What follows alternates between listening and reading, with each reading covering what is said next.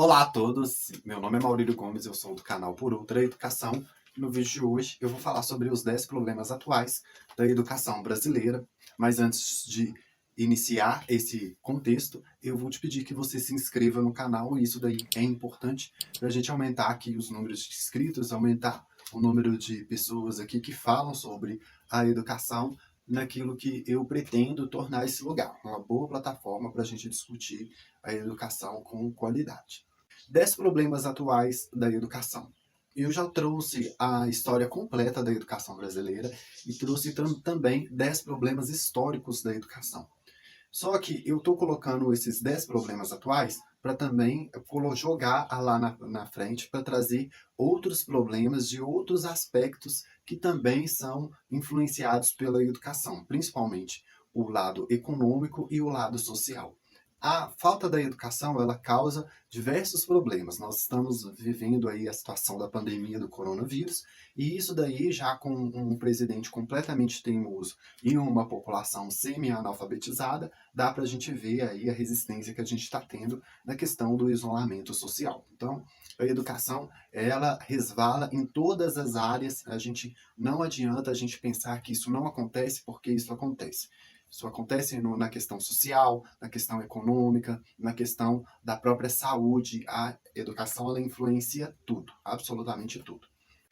Então, começando dos 10 problemas atuais da educação brasileira. Eu falo assim, atual, porque ele ainda é existente. E o primeiro problema da educação brasileira é a questão da falta da visão de estratégia. O Brasil, até hoje, ele não acumulou ao longo do tempo uma política de Estado eficiente para a educação, para tirar a educação do patamar que se encontra independente de governos, independente de bandeira ideológica. Falta visão estratégica de enxergar a educação como um norte a ser alcançado, de estabelecer como esse planejamento vai se dar, de como essa visão estratégica vai ser alcançada.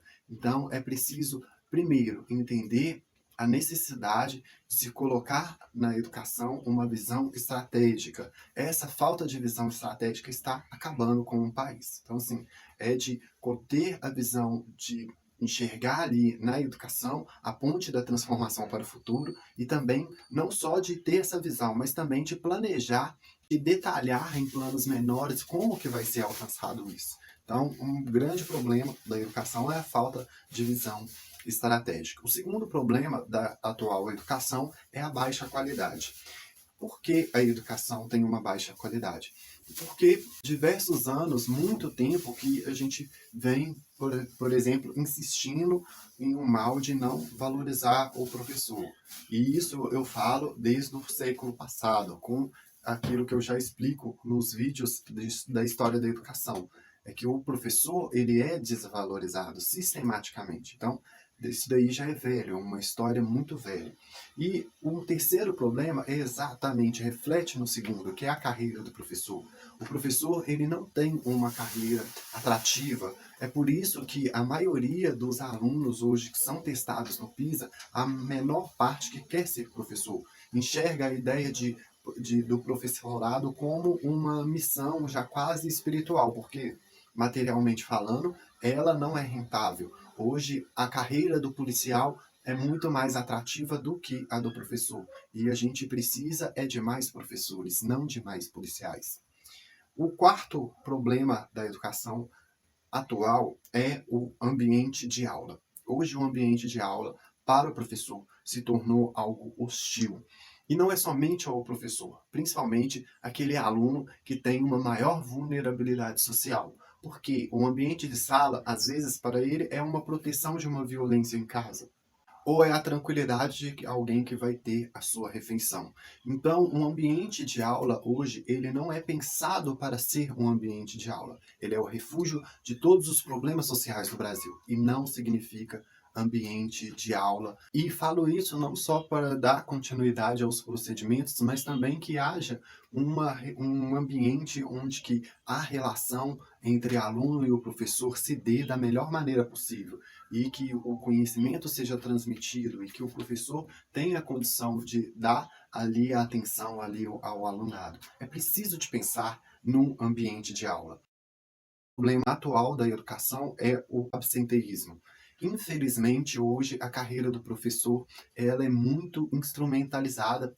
É como se o absenteísmo do professor fosse ali um direito adquirido para que ele possa usar para além das necessidades que são, vamos dizer assim, essenciais no caso de uma ausência de saúde. Mas não, hoje o absenteísmo do professor ele é um problema muito sério.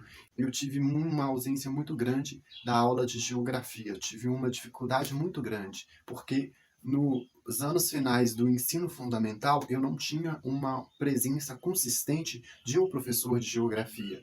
E eu só fui ter isso no ensino médio, que eu tenho uma memória do professor, o Lair, que me acompanhou no primeiro, no segundo e no terceiro ano do ensino médio. E eu cheguei a comentar isso daí para ele, que eu acabava que não entendia quase nada da aula dele por conta dessa deficiência.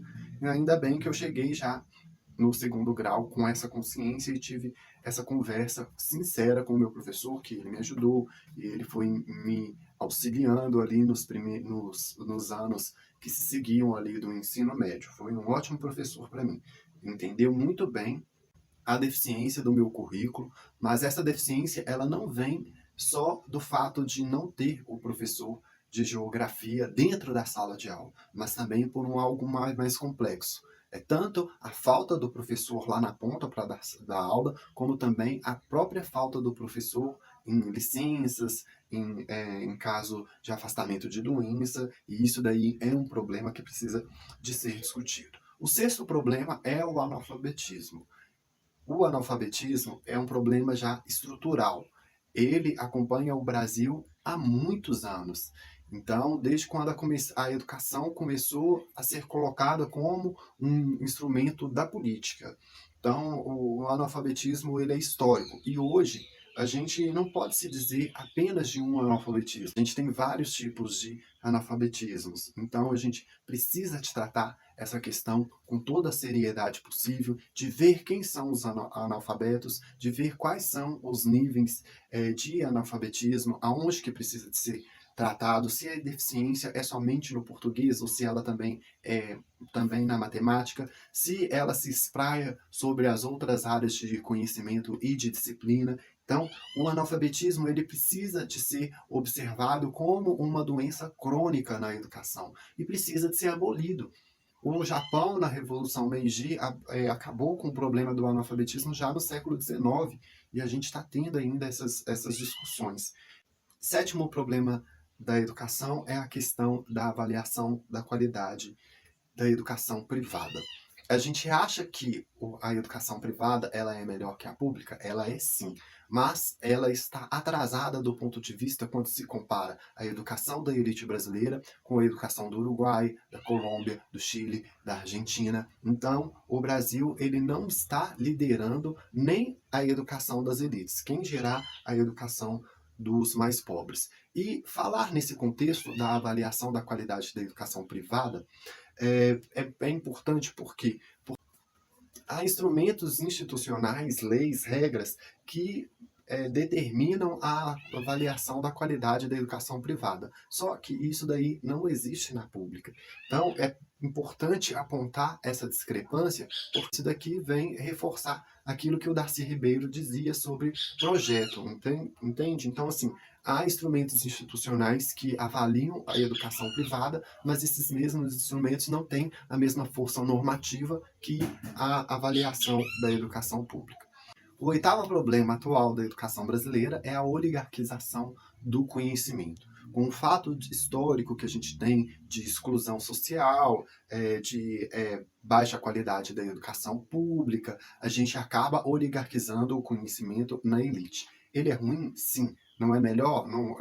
Não podemos comparar com as outras elites de outros países da América do Sul? Não podemos. Mas ele sai na frente do conhecimento dos mais pobres. Então, acaba que esse conhecimento oligarquizado, ele fica somente ali Na superfície, toda uma estrutura abaixo dela fica à mercê desse conhecimento. Esse conhecimento não chega, ele é capenga, ele é deficiente, ele não é funcional, ele não é orgânico. E isso acaba gerando uma estabilidade profunda na sociedade. É o que diz a Hannah Arendt no seu texto famosíssimo sobre a crise na educação. Então, esse conhecimento ele não deve ser oligarquizado. Toda a população brasileira tem o direito a ter um conhecimento igual, cada um na sua particularidade, naquilo que a pessoa escolher ou no que for de depender da regionalidade dessa pessoa. Então a gente tem que entender que o conhecimento ele é para todos. Se a gente continuar oligarquizando o conhecimento, mais a gente vai jogar a pessoa na indigência social, na marginalização. Então, isso daí a gente precisa de prestar atenção, porque isso daí é um problema que está gerando uma instabilidade muito profunda na sociedade e é outro mal que a gente precisa extirpar. O nono problema na educação, a falta da visão do comum. A gente precisa de unificar o discurso na educação. Então a gente precisa de criar essa contracultura agora. Essa falta de visão de comum, essa falta de um discurso unificado em torno da educação nos atrapalha. A gente precisa de ter uma educação melhor e a gente precisa de falar isso todos os dias. É colocar esse assunto na pauta todos os dias, na discussão das eleições municipais, na discussão da Câmara dos Vereadores, na discussão do prefeito. Tem que colocar a educação como pauta, ela tem que tornar uma visão comum para todos. Para mim que fala aqui de Belo Horizonte, para alguém que mora lá em Nova Lima, ou Raposos, ou Mariana, ou Diamantina, não importa se é uma cidade pequena ou uma cidade grande. Todo mundo tem que ter a visão comum da educação. É ela que vai tirar a gente desse atraso.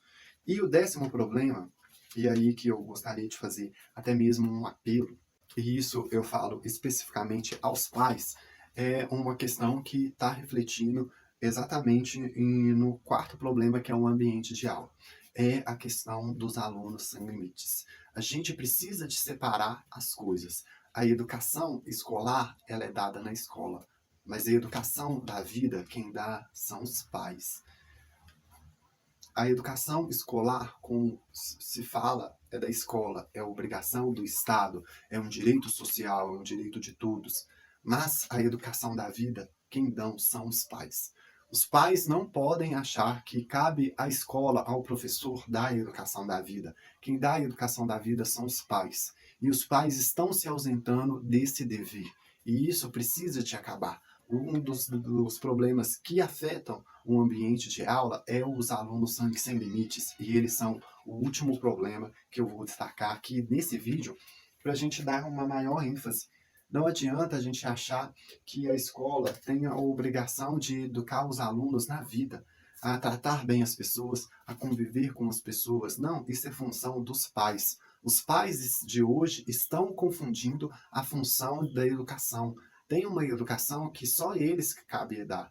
Então, a educação que é dada na escola é a educação do conhecimento, do português, da matemática, das ciências, da geografia, das artes, da física, química, biologia, quando se fala em 2º grau.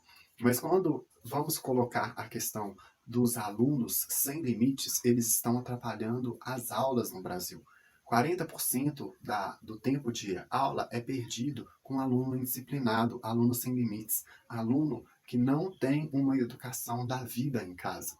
Essa ausência se dá em função de um outro problema estrutural do Brasil que acaba refletindo na nossa educação, que são os pais que abandonam lares, os pais que não estão presentes na educação. A maior parte dessa responsabilidade é por parte das mães.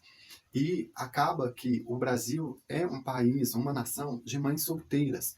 Então, a gente tem uma dificuldade do próprio machismo estrutural que acaba resvalando na educação e a gente precisa de corrigir isso. Não dá para a gente melhorar a educação sem os pais se conscientizarem de que antes dos filhos receberem a educação escolar, eles precisam de receber a educação da vida que é dado dentro de casa antes da sala de aula.